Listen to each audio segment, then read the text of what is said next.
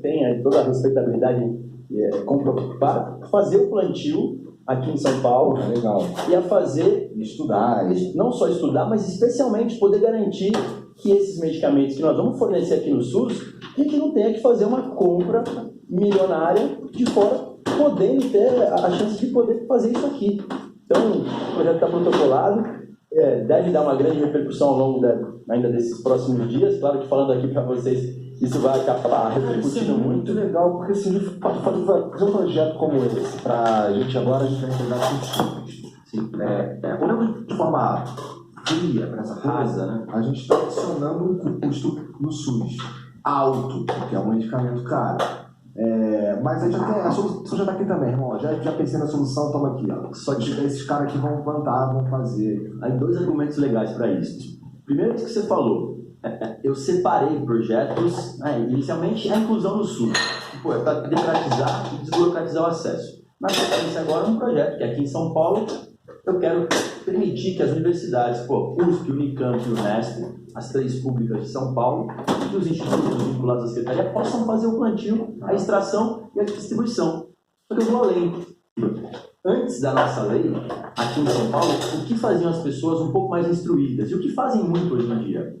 Vão na justiça, a doutora sabe disso, porque os médicos acabam orientando as famílias acabam não tendo condição de pagar aquele medicamento, vão na justiça, um advogado consegue muitas das vezes uma liminar exigindo que o poder público, nesse caso o governo do estado, pague aquele medicamento para aquela família.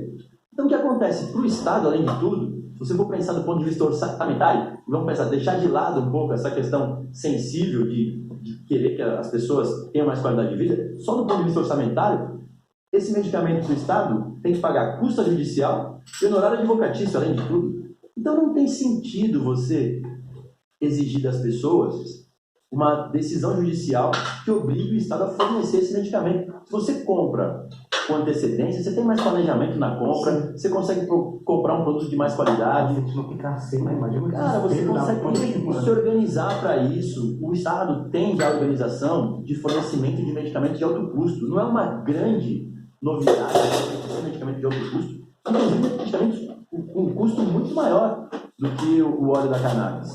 A questão aqui é que, óbvio, esse assunto envolve muito preconceito ainda, mas, como a gente falou no começo, eu tive resistências lá, não foi unânime a aprovação do projeto, teve votos contrários, mas o meu sentimento principal, que é da rua, do povo, cara, é assim, mesmo as pessoas que, sei lá, são mais conservadoras do pessoal e tal, quando entendem do assunto, esquece que vai entrar junto com a gente. E o lema que eu tive nesse processo todo, que eu fui convencendo também outras pessoas, é assim, cara, não espera alguém do teu entorno precisar para você passar a defender, porque aí fica uma coisa muito egoísta da nossa parte, né? O importante é a gente ter essa empatia e, independente de ter alguém no teu entorno, um familiar, um amigo, um irmão teu que precise, tem que defender, porque, cara, é desumano você ver uma criança convulsionando, como o Will falou aqui, você saber que tem um medicamento que pode ser usado para melhorar aquilo e você não paga nada. E se não tiver lei nenhuma, a mãe vai atrás do medicamento. Se ela souber que o medicamento vai atrás, então, é isso. O Estado é responsável de poder auxiliar essas famílias, cara. É inaceitável. Nós estamos em São Paulo, né?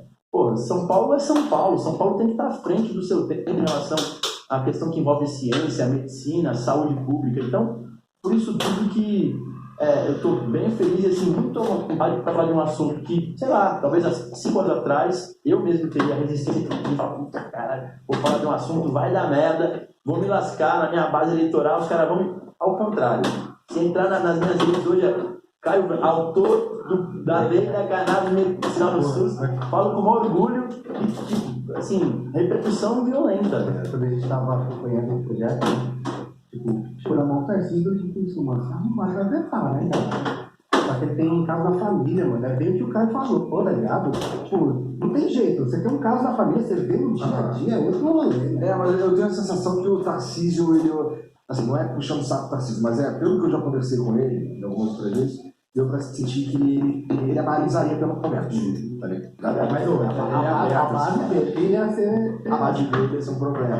Não, Tem razão. Nesse ponto eu preciso assim fazer, eu não apoio o Tarcísio, né, apoio o Haddad na eleição, não, e óbvio, a gente sabe disso, eu não tinha nenhuma intimidade com ele.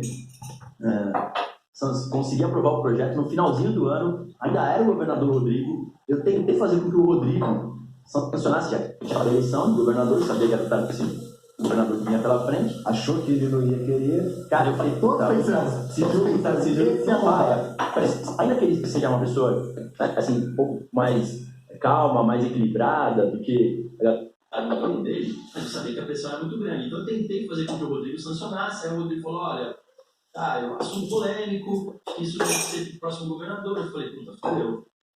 Vou mobilizar, né? Vou mobilizar. E aí, bem bravo também, né? Não é ad eterno. Você tem 15 dias úteis para escolher se você sanciona ou se você veta um projeto. E se vetar, meu irmão, é difícil. Ele tá na caixa preta de veto e não derruba um veto. É difícil derrubar um veto, para ser mais franco na Assembleia.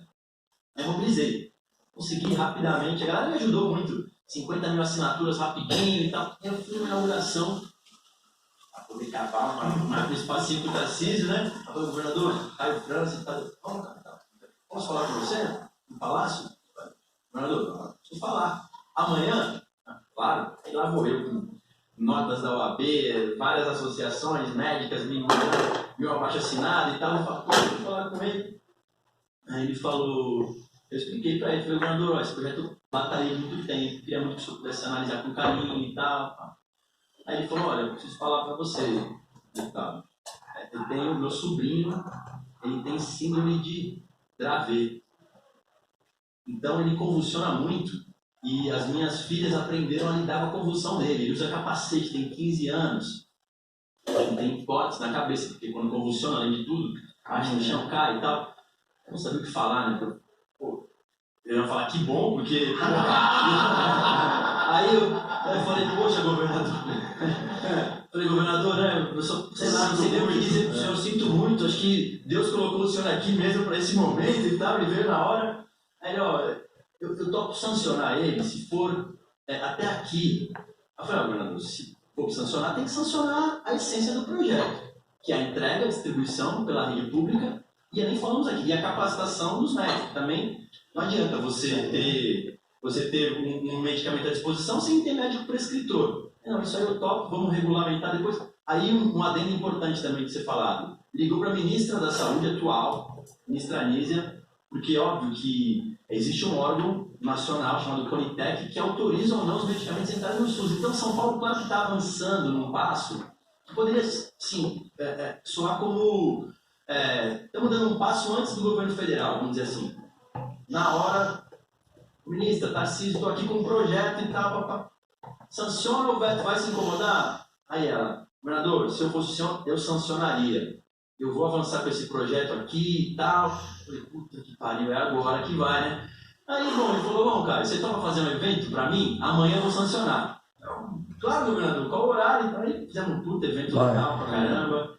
Então, assim, nesse ponto... Põe meia caneca de água para esquentar no micro-ondas. Se eu votei nele, não votei nele, como eu vou votar em próximos projetos e tal. Então foi legal, assim, porque juntou uma série de fatores que acabaram culminando na sanção, inclusive a ministra Anísia, que reforçou a importância desse assunto. Maneiro. Então tudo conspirou a favor naquele momento. Mas se liga, ô Paula, a gente está falando aqui da medicinal e tal. Tem também aquele lance, assim, só para deixar claro, eu sei que fumar um baseado é diferente de usar esses remédios do ponto de vista da dose, né? Até porque esses remédios... Nossa, só fala no microfone. E só aumentando na hora que eu ia falar, diminuindo na hora que os outros falam. Ou pode ser um óleo micro, canabidiol, ou pode ser canabidiol purificado. O baseado, ele é rico em THC, ele tem do canabinol. As moléculas diferentes atuam em receptores diferentes, o cérebro de forma diferente. Então, assim, são da mesma planta, pero são totalmente diferentes. E aí, esses remédios, por que assim, uma criança, um moleque de 12 anos não deveria estar fumando um baseado? Porque o cérebro dele não está formado. Pura e simplesmente, existe uma razão muito clara. O seu cérebro não está formado. Então, se você é um adolescente, você não deveria estar fazendo maconha. Influenciado pelo cérebro. Exato. E tem também, na minha opinião, o lance da responsabilidade, que aí já tem a ver com o fator moral da coisa.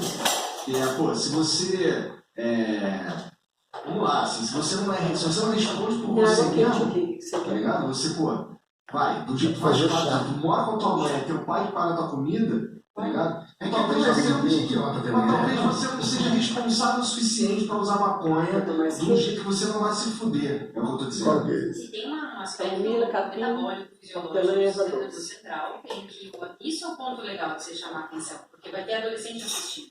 E por que eles não devem usar cannabis, né? Acho que tem 2 momentos na infância e na adolescência em que o nosso cérebro ele passa por uma poda neuronal. Ele extingue sinapses, neurônios que não precisam, que não são mais úteis. Que faz parte do aprendizado, né? Da infância e adolescência é o momento em que a gente está aprendendo muitas coisas, tem contato com muito. Então o cérebro está preparado para isso. Mas é o momento em que ele vai desligar essas conexões. E esse momento é muito sensível para nós, por diversos motivos. Então, tanto gestantes, mulheres amamentando, crianças, adolescentes, até a formação, e tem, enfim, trabalhos que falam até os 25 anos de idade, que é o cérebro realmente maduro, a gente não deveria entrar em contato com o THC nem com o canabidiol, a não ser em situações em que o risco da doença é maior que o benefício. O risco da doença é maior que o risco do uso do medicamento. Isso é interessante, porque assim, não quer dizer tudo isso que a gente está falando aqui que o uso em crianças desses remédios é 100% sem risco. Por exemplo, se a gente comparar uma criança que tem uma síndrome de Dravet, que vai fazer 80 conduções por dia, 160, seja 4, eu fico 4 conduções por dia, todo dia. Ou, enfim, 5 dias da semana, 7, 5 dias da semana. É uma criança que, qual é a perspectiva dessa criança realmente de você ter um desenvolvimento normal daquele cérebro? Né? Muito difícil. Então, justifica. Uma criança com espectro autismo, do autista, que às vezes é agressiva, tem crise compulsiva, é uma dificuldade na escola, uma interação emocional difícil, enfim, justifica. Então você tem justificativas, mesmo sendo desconhecidos, que pode acontecer, se lá na frente essa criança vai ter algum distúrbio do comportamento, porque em algum aspecto a cannabis, né, foi ali envolvida naquilo, justifica o uso. Agora, uma criança que tem ansiedade na escola não justifica o uso. Isso que eu quero dizer. Um adolescente que está ansioso com a primeira namorada não justifica o uso. É uma foda falar isso, porque, tipo assim, adolescente fala, mano, você não pode usar. Aí, quem vai querer mesmo, tá ligado? É um bagulho que é uma abordagem que a gente faz no canal. É a mesma coisa com a bebida, né? Uma abordagem que a gente faz no canal é o seguinte, é contar a nossa história. Porque, tipo, a maioria do canal começou a fumar mais tarde. Mas eu comecei a fumar com 16 e foi uma bosta, cara. Porque você fala, você não tem responsabilidade, você não tem, tipo, objetivo na vida, você não consegue passar das outras. Mano, adolescente é um bicho idiota mesmo. E aí, tipo, na época, o que eu fazia? Eu fumava maconha, ia pro fliperão, fumava um pau lá no King of Fighters, fumava maconha em Lan House e fumava maconha pra casa. Essa era a minha vida, por um ano. E aí, tipo, o meu gatilho foi que uma amiga minha, tipo, muito amiga, ela foi pra gringa, foi fazer intercâmbio. E aí eu falei, caralho, mano, essa galera, tipo, a vida andando e eu tô jogando que não faz coisa, né, mano? E aí, tipo, eu fui mesmo e falei, pô, cara, eu não vou fumar. Mas esse período, cara, é tipo, você tá numa inércia, tá ligado? Você tá acostumado, por que você tá fazendo lá? E é o que a doutora falou, né? Você não chapa mais, ainda mais que eu pensava, quando eu fumava na época, mano, você tá fumando só pra você, mano, sei lá, porque a vida é desse jeito. É uma merda, daí, tipo, aí dá um. Você já pensou que você tá fumando, né? Mas eu falo, aí esses remédios, eles já que, vamos lá, se a gente usa isso numa pessoa uma criança de 10 anos, sem ter motivos suficientes, a gente corre um risco maior, na verdade a gente corre meio que um risco, mas assim, um risco desnecessário. É isso que acontece. Os estudos relacionados à alteração do sistema endocrinológico no cérebro são feitos em modelos animais. Tá? Então a gente tem que entender que foi feito em humanos. Mas o que eles demonstram? Existe uma alteração epigenética desse encontro precoce, vamos dizer, entre os fitocannabinoides com o sistema endocannabinoide. epigenética. A epigenética a gente vem com uma carga genética dos nossos genes, mas a gente pode expressá-los de forma diferente a partir do nosso estilo de vida, com as substâncias que a gente entra em contato, a forma como a gente atua na vida, ela expressa os nossos genes. Se eu sou uma pessoa positiva, eu vou expressar certos genes. Negativo ao contrário, se eu faço atividade física, se eu não faço, se eu durmo bem, se eu não durmo bem, se eu amo, se eu não amo, se eu sou feliz. Tudo isso influencia na nossa expressão genética. O que eu quero dizer? Uma criança que entra em contato com a cannabis, ou uma gestante, por exemplo, no feto de informação, o que é a maturidade do sistema nervoso central? Também está relacionado à migração desses neurônios, onde eles vão se localizar nas suas posições corretas ao longo do desenvolvimento. Então, tem a bioquímica cerebral e a localização desses, dos nossos neurônios do sistema nervoso central. Então, o que acontece?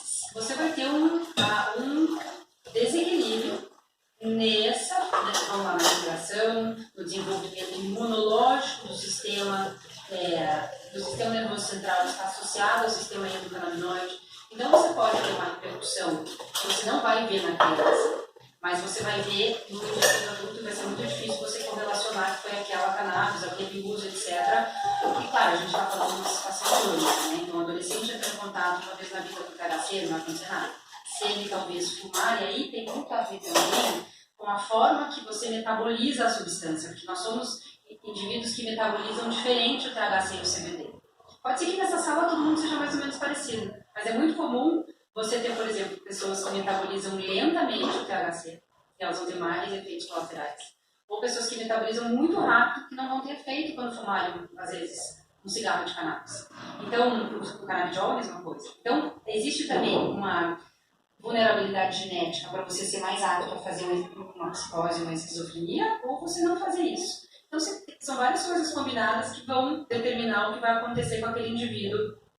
E por exemplo, a esquizofrenia, esses problemas, essas doenças, elas podem... A maconha, ela é um gatilho para essas coisas? Para quem tem vulnerabilidade genética, ou seja, uma predisposição genética, ela pode ser um gatilho, principalmente se usado em idade precoce, e mais no motivo dos adolescentes. Então, se você tem uma história familiar, por exemplo, paciente que tem história familiar de alguém com esquizofrenia na família, é um ponto de atenção, porque ele pode realmente carregar um gene de vulnerabilidade.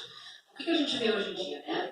O índice de esquizofrenia, ela não aumentou, continua sendo em torno de 1,5% da população, mesmo com a liberação da cannabis em vários estados. Hoje no mundo, ela continua sendo 1,5%. Não causa. Não causa, mas ela pode antecipar o surto psicótico daquele indivíduo, que ia ter muito mais à frente. Entendi. O doutor falou um bagulho muito louco, que eu estava lendo uma pesquisa uma galera de Israel. O doutor falou um bagulho muito louco. A mulher faz pesquisa e era uma merda porque eles não têm dinheiro, né? E por que não tem dinheiro? Porque, tipo assim, quem vai querer fazer uma pesquisa com um bagulho que você não vai poder ganhar dinheiro depois, tá ligado? Sim. Que você vai demorar anos de... Por exemplo, essa pesquisa com criança, você tem que pegar uma criança e falar pra mãe dela, então eu vou encher seu filho de maconha, tá ligado? Por anos, com várias mães. E aí, qual é a merda? Se trocar a cepa, trocou a pesquisa, tá ligado? É outro rolê, outro tudo, mudou a condição, mudou. Então, são muitas variáveis que não é um remédio que você sintetiza, que você sabe exatamente, é um rolê todo que, cara, a gente não vai ver isso tão cedo. Ninguém vai bancar essa pesquisa por nada, tá ligado? Essa pesquisa nem passa pelo comitê de ética, né? O comitê de ética que vai aprovar uma pesquisa de crianças com THC. Mas o que ele está dizendo é uma crítica importante em relação aos próprios estudos de cannabis. Agora, esse cenário está mudando, porque realmente existe, né? Está entrando aí uma nova visão sobre as pesquisas clínicas com cannabis. Mas no início era assim: você pegava um monte de gente que tinha usado um monte de coisa diferente, e como é que você vai analisar o resultado daquilo? Hoje em dia, a gente já tem padronização de extratos, então você já tem produtos com grau farmacêutico, que é o que a gente está falando, que são hoje no Brasil nós temos registrados em torno de 24 produtos. Mais 26, né? 26 produtos registrados pelo Anvisa com grau farmacêutico. Porque veja, O que quer dizer grau farmacêutico? Esse é um ponto super interessante, porque a cannabis ela é o único medicamento do planeta em que a gente usa de forma artesanal. Por exemplo, você quer comprar um medicamento, você não pega uma pesquisa, você vai no médico, o médico faz uma prescrição, você compra na farmácia, né?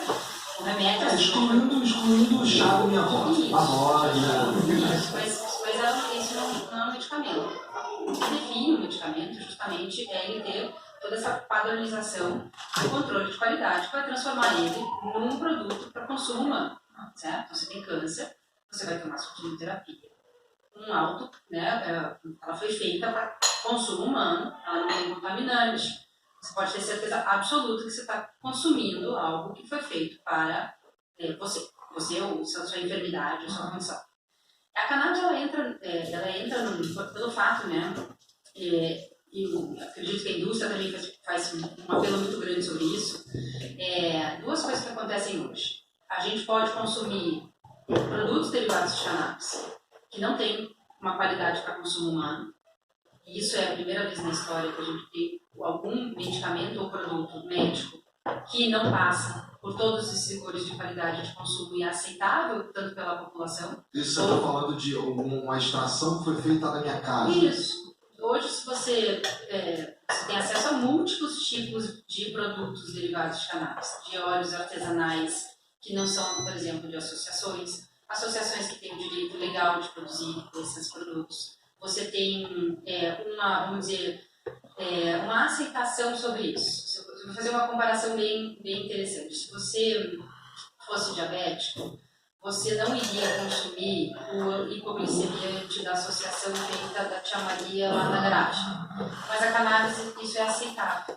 Então, existe ainda um problema que eu considero como médico, porque, veja, eu sou responsável pelo prescrever. Então, chega um paciente para mim com uma seringa, com um óleo marrom dentro, eu não tenho como falar para ele que eu vou prescrever aquilo para ele. Porque aquilo não existe. Para começar, não tem como prescrever, né? Eu não consigo predizer quais são os efeitos colaterais que tem lá dentro, porque eu não sei o que tem lá dentro. Hoje aqui no Brasil, infelizmente, nós não temos laboratórios em que a gente pode levar e falar, eu gostaria porque tem óleos bons e tem óleos ruins. Né? Não estou dizendo que todo óleo artesanal ele é ruim, muito pelo contrário. Mas o que acontece? A cannabis ela tem uma propriedade muito interessante em que ela retira do solo tudo aquilo que é bom e ruim, mas ela tem uma capacidade de detoxificar o solo. Então, interessante, não sabia. Pode ser muito bom para você fazer isso, por exemplo, áreas radioativas, sei lá, você quer tirar um componente do solo, você planta lá o cânhamo, e aí uma grande descrição dessa propriedade da cannabis. Só que se você quer fazer o seu óleo medicinal, qual é a planta que você está plantando aquela cannabis? Se tiver, de repente, contaminação por chumbo, e por mais bem intencionado que seja, não sei, que eu não testei, aquele insumo, aquela cannabis, ela vai extrair, ela vai puxar o chumbo e dentro do meu extrato, que é um concentrado de flores, né, por isso que chama concentrado, inclusive, ela vai ter chumbo. E se eu sou uma criança que usar aquele concentrado, aquilo não é legal, né? E aí, outros contaminantes, a gente pode, né, enfim, ter um leque de possibilidades de fungos, bactérias, né, outros metais, a água está contaminada, você tem fungicidas, pesticidas, enfim, uma infinidade de coisas. Alguém cuspiu ali, tossiu, encostou na mão, coçou ali, sei lá, embaixo do braço. Tá bom. E colocou a mão aí. Ué, tá tudo ali, entendeu? Então, assim, existe uma intenção muito grande, eu sei que tem uma, né? E tem uma outra indústria que, particularmente, por exemplo, no Canadá e nos Estados Unidos, que ela existe, ela é muito forte, que é a indústria do food grade, que são suplementos alimentares ou alimentos em alguns países, e que não tem nenhum órgão fiscalizador para esses produtos, e esses produtos também passam como produtos derivados de cannabis, podem ser prescritos. Então, eu tenho uma crítica muito grande ainda sobre esse cenário, principalmente como médica, porque uma vez que nós, né, somos responsáveis nessa prescrição, é muito importante que a gente saiba o que tem lá dentro. Pô, é muito louco que eu fui pra Nova York, e aí você vai no café, daí você pode dar mais $1, bota você bebendo no seu café, cara. Tá ligado? E a gente tá tentando, tem que fazer valer pro bagulho dentro do SUS, tá ligado? E é uma doideira, porque, mano, é muito foda assim, tá ligado? E você vender, não tem, foda-se, você tá feio. Se tem problema de ser subdose, não vai ter um efeito terapêutico, provavelmente não tem, né, mais um marketing do que realmente uma coisa, mas tá errado, sabe? Se a gente pode levar isso realmente porque o CBD e o THC, eles são moléculas medicinais, eles são considerados medicamentos, se a gente pensar, eles agem no jeito que eles agem no nosso organismo, eles têm farmacocinética, farmacodinâmica, desculpa, farmacocinética, eles fazem interação medicamentosa, eles têm efeitos colaterais. Então, o que é um suplemento alimentar, né, por definição? O suplemento é algo que o nosso corpo precisa ter a falta de para que a gente suplemente. Isso é uma definição do suplemento. Nós não temos deficiências de CBD no nosso organismo, né, nem de THC. Apesar de existir um conceito que acho legal a gente falar daqui a pouco, para não ficar só eu falando, mas que é a deficiência desse sistema, né, que é um conceito hoje da medicina. Mas voltando à parte do medicamento, o que a indústria está fazendo, né? Inclusive pela falta de um modelo regulatório bem feito. Porque quando você não tem um modelo regulatório bem desenhado, você abre muitos espaços, como é o espaço, por exemplo, hoje que nós temos, que são esses. Hoje nós não temos um modelo regulatório médico e nem de uso adulto bem definido. Isso faz com que o tráfico de drogas, a tia Maria, o tio João, enfim, qualquer pessoa faça, e hoje não tem nenhuma, qualquer pessoa que queira fumar cannabis, fuma cannabis. Sim, verdade. Qualquer pessoa que quer ter acesso a um óleo artesanal, tem acesso a um óleo artesanal. Então, se você faz um modelo, a gente voltando, né, o que estava inclusive trazendo, você faz modelos bem desenhados, né, onde talvez a palavra liberação assuste, né, mas a liberação da cannabis, você liberar, é você justamente fazer esses dois modelos, o médico e o adulto, desenhados com seus limites e onde cada um está. Então, o modelo médico, ele tem que ser prescrito pelo médico, ele vai comprar na farmácia, igual qualquer coisa dentro da medicina. O uso adulto, como é que ele pode ser desenhado? Você pode restringir o consumo em termos de quantidade, para você diminuir o uso, né, o abuso da substância. Né? Então, ele pode ser desenhado sobre 3 bases, de repente, o uso adulto, que é, né, a segurança, saúde pública e direitos humanos. Isso, você vai desenhar esse modelo. Você vai tirar do traficante, do cara que está vendendo uma plataforma qualquer aí, hoje qualquer você entra numa plataforma Não é difícil, essa é a verdade. É isso, entendeu? Então, onde a gente já vive um modelo muito ruim, que é o modelo que expõe o adolescente, que é o modelo que dá acesso a um tipo de cannabis de baixa qualidade. Tipo, a mulher que fuma, que não assistiu esse programa, ele vai lá com 16, 17 anos, fuma, caralho, não sei o quê, e é um segredo, né? E aí ele não conversa sobre isso com o pai, com o médico, com o psicólogo, né? E porque tem todo um tabu, tem o aspecto da ilegalidade da coisa, né? Você sabe que tem trabalhos que falam que o uso medicinal, né, o paciente tem que ir lá no traficante, na boca de fumo, buscar o seu medicamento, é hiper estressante e ele pode desenvolver, inclusive, transtornos de ansiedade relacionado a, amanhã eu não preciso buscar o medicamento. Meu Deus do céu. E ele começa a desenvolver transtornos porque ele não quer ir na boca de fumo pegar. Ele prefere ir na farmácia, né, com um preço acessível. Então, assim, são vários tabus que a gente tem que quebrar hoje em dia para que as pessoas, né, principalmente os modelos circulatórios, quem está, né, nessa função de regular o que está acontecendo, de ter um entendimento geral da situação que hoje, do jeito, a proibição ela não acontece. Ela vulnerabiliza sempre o indivíduo mais fraco, que é o que menos conhece da situação.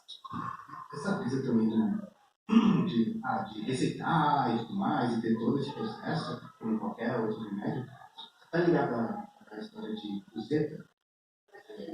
Era uma cidade no, acho que é Rio Grande do Norte, eu posso estar viajando. Mas era uma cidade que os velhinhos botavam maconha no quintal. E tipo, eles não sabiam, porque ninguém chegou e falou, isso aqui é maconha. E os velhinhos usavam pra tudo, tá ligado? Porque usava para fazer chá, fazia óleo, fazia não sei o que lá, passava, porque tem uso tópico também, né? Porque usa para vários bagulhos. E um belo dia alguém chegou e falou, então, isso é maconha, não pode. Os velhos, porra, não pode. E tirar todas as maconhas dos velhos. Aí depois os velhos descobriram todas as doenças que eles tinham que estavam usando a maconha e, tipo, ninguém morreu. Da cidade inteira ninguém morreu, tá ligado? Então, tipo, a proibição faz com que essa galera que poderia ter ido no médico, poderia ter sido receitado, o seu problema é tal, ser diagnosticado, ser dosado, tá ligado? Se não fosse proibido, isso não é uma questão. Olha para os outros, tá ligado? Não seria um. Mas você está falando muito legal. Vem de encontro com aquele primeiro fala do envelhecimento, do declínio do sistema, deles do cannabis e não terem problemas como artrite reumatoide, dor crônica, insônia, enfim, diversos problemas relacionados à idade. Então, você vê, né? Não, mas você vê que há pouco tempo atrás, quando a gente desconhecia isso, nós temos, por exemplo, substâncias do próprio sistema canabinoide, que são produtoras do cérebro, e que a uns 50 anos nós temos uma declínio muito grande dessa substância. Aos 60 anos, aos 80, 100, quase a gente não tem mais dessa substância. Então a cannabis passa a ser, vamos lá, a substância que vai ocupar o lugar dela, que vai proteger o cérebro de processos inflamatórios inerentes à idade, inclusive, né? Ou de condições relacionadas ao estilo de vida.